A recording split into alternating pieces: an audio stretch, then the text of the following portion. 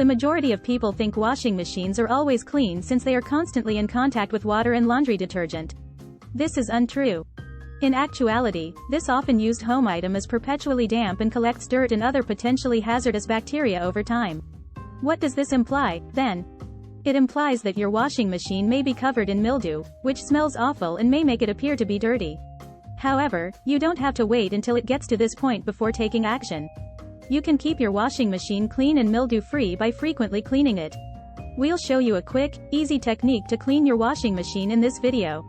This advice is mostly intended for washing machines that have a door on the front, which is where all the dirt and mildew accumulates.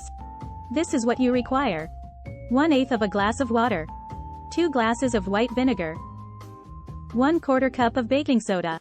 When cleaning the door and drum, start by taking off the rubber band that closes the door and wiping it down with a moist towel to get rid of any apparent dust and debris.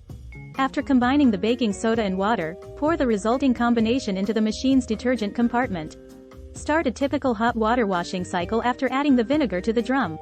You can use a soft cloth soaked in a solution of hot water and vinegar to wipe the outside of the machine while it is running. Wipe down the machine with a dry cloth after thoroughly cleaning the exterior.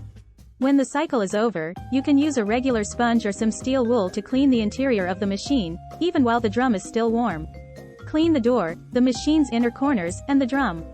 Don't forget to clean the detergent storage area as well. It is advised that you carry out this task at least once each month to keep your machine clean and mildew-free. Give the video a thumbs up and share it with your friends if you enjoy it. Join the channel for more advice and recipes.